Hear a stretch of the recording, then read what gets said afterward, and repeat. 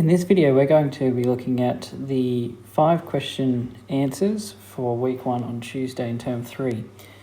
Question 1 asks us to solve 3 minus 2x is less than or equal to x minus 5. There's a couple of ways to approach this question, and I'm going to approach it by putting all the x values on the left and all the non-x values on the right. So the first thing I want to do is I want to take away x from both sides, so I have no x's on the left, on the right, so they'll all be on the left. So I'll have 3 minus 2x minus x is minus 3x is less than or equal to minus 5. Now I want to get rid of that 3 at the front here, so I'm going to subtract 3 from both sides. So I'm going to be left with minus 3x is less than or equal to negative 8. Now I'm going to get rid of the negative 3 in front of the x, so I'm going to divide both sides by negative 3.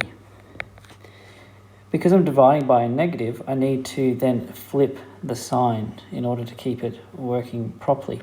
So I'm going to be left with x is greater than or equal to 8 over 3. I'm going to leave it as a fraction because otherwise I get a decimal, which I don't like because it's going to have lots of decimal places. For question 2, we need to graph x is greater than 3. So the first thing I'm going to do is do a number line. And because it's 3, I'm going to make sure 3 is on there, and then I'll go up and down either side, and you can go as far as you want. I'm going to stop at negative 1. Next, we need to indicate that that x is going to be bigger than 3, so I'm going to pop it there, and it's a hollowed out dot because it does not include 3, and it's bigger than 3, so I'm going to have to say it starts at 3 and gets bigger. For question 3, it says if lowercase a is equal to 3, capital B is equal to 30, and capital A is equal to 45, find the value of B, given that B is equal to A sine capital B over sine A to 2 decimal places. So this is a substitution question, so I'm just going to input all the values that I know. So first of all, B, which we don't have, is going to be equal to 3 times sine 30 all over sine 45. I'm going to type that into the calculator.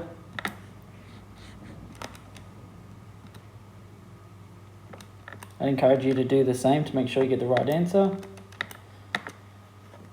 And I get the answer of 2.12132 and so on, which is equal to 2.12 to 2 decimal places. Next, I'm going to express this fraction with a rational denominator. So remember, a rational denominator means we don't have a square root on the bottom. So I'm going to times the top and bottom by that square root to get rid of it.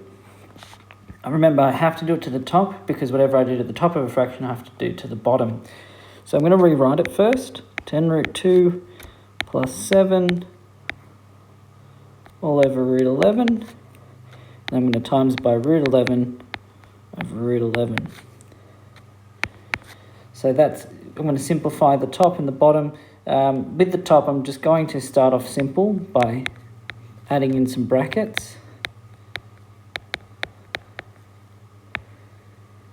And then on the bottom, root 11 times root 11 is just 11. Now I'm going to expand the top.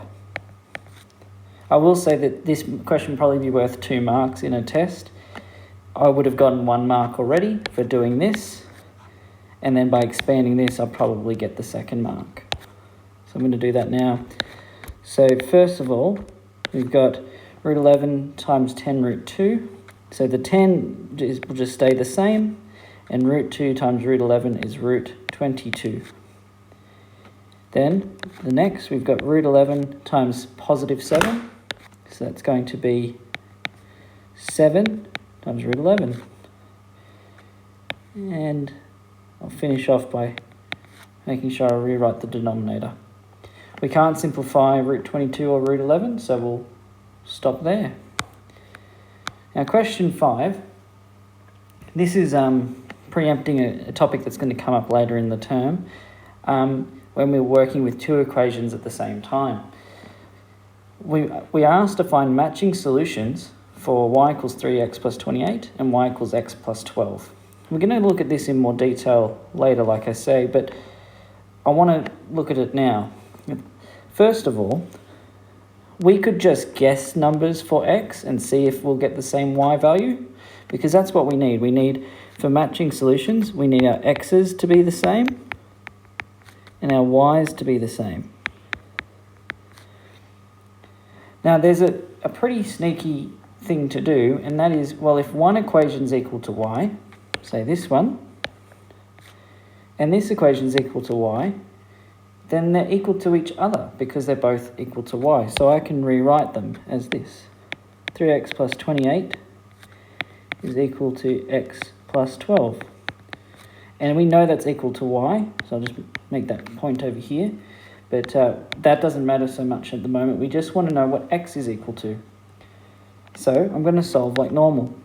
I'm going to take away x, so I will then have 2x plus 28 is equal to 12. And then I'll take away 28, so I'm left with just 2x is equal to, always got to check in the calculator, don't want to make silly mistakes, negative 16. Then I want to get rid of that 2, so I'm going to divide both sides by 2.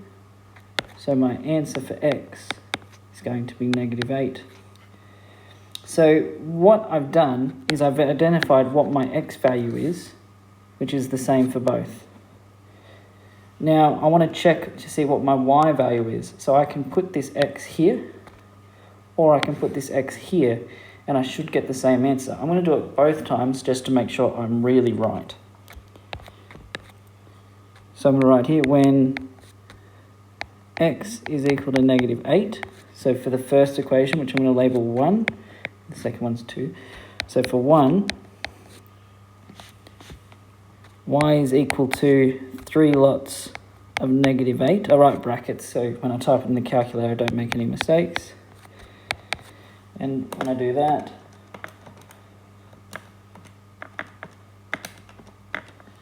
I get y is equal to 4. And then I'll do it again for 2. Y will be equal to negative 8 plus 12, which is also equal to 4.